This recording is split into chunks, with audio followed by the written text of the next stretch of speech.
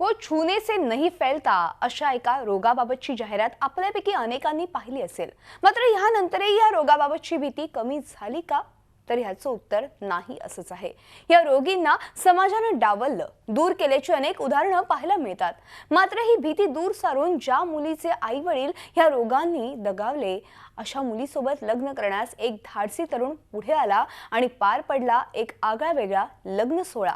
चला आपणही जाऊयात ह्या खास लग्नाला।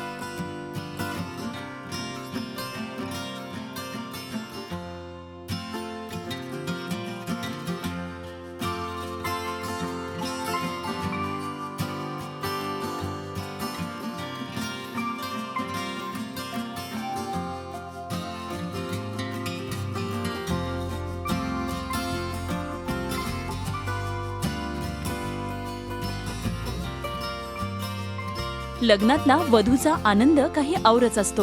याही लग्नातला तसाच अमळ अधिकच। त्याला कारणही तसंच आहे। मूळची बीड जिल्ह्यातल्या असलेल्या रत्नमालाचे आई-वडील आणि लहान भावाचा एका असाध्य रोगानं मृत्यू झाला। रत्नमाला पोरकी झाली। पालक गेल्यावर रोगाच्या भीतीनं कोणी तिची विचारपूस देखील केली नाही। रत्नमालाला औरंगाबादच्या विद्यादीप बालगृहात आणलं आणि तिचं नवं आयुष्य सुरू झालं। आणि हेच नवं आयुष्य आज लग्नरूपी आनंदानं बहरलं देखील। संपूर्ण भूतकाळ माहीत असतानाही तिला शिकवणाऱ्या एका शिक्षिकेनं आपल्या मुलासाठी रत्नमालाला मागणी घातली। मुलानंही होकार दिला आणि परिस्थितीनं दुःखानं अनाथ होऊन एकाकी जगणाऱ्या रत्नमालाच्या आयुष्यात आनंद आला। मम्मी का और इसका नेचर जुड़ गया था अच्छी तरह से मैटर। फिर मेरी मम्मी से कहा उन्होंने कि मेरी मम्मी ने आगे बात चलाई कि ऐसी ऐसी लड़की है, ये लड़की है, इसे तू करेगा क्या बोल के। फिर मैंने उसके बारे में सोचा। मैं ये नहीं मानता कि मैं बहुत ग्रेट कर रहा हूँ, ऐसे कुछ कर रहा हूँ, पर मैं ये मानता हूँ कि हैप्पीनेस अपनी बांटनी चाहिए। सिस्टरांनी विचारलं की विवाह करते का, तर मग मी खूप विचार केला भावी आयुष्याचा व पुढच्या जीवनाचा, आणि मला फॅमिली खूप चांगली वाटली। शिकवत असताना रत्नमालाचा स्वभाव आवडला, तिची निरागसता मनाला भावली आणि त्यामुळेच भूतकाळाचा विचार न करता केवळ उज्ज्वल भविष्यासाठी हा निर्णय घेतल्याचं मुलाची आई सांगते।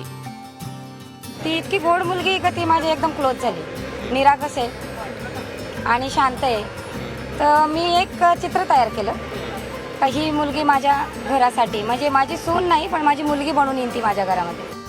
या आगळ्या वेगळ्या लग्नात रत्नमालाच्या आईची भूमिका पार पाडली ती बालकल्याण समितीच्या अध्यक्षांनी।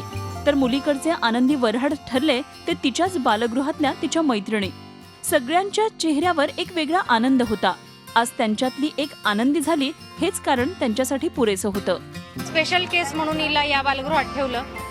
दरम्यानच्या काळामध्ये हे चांगलं स्थळाचं प्रपोजल माझ्यासमोर आलं आणि ज्यावेळेस हे समोर प्रपोजल आलं त्यावेळेस इतकी आनंदाची गोष्ट होती की मुलगा सीएस करतो आहे आणि मुलीला कुणीही नाही आहेत नातेवाईक, ती अनाथ आहे। मग त्यावेळेस मी स्वतः असं ठरवलं की आपण सहकुटुंब तिचं कन्यादान करावं।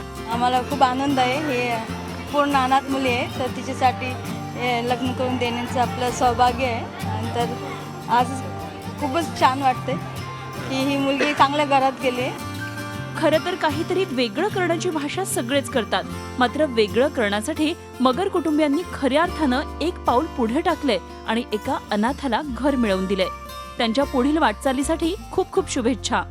विशाल करोडेसह bureau report, Zee media, Aurangabad. Zee 24 तास रहा एक पाऊल पुढे।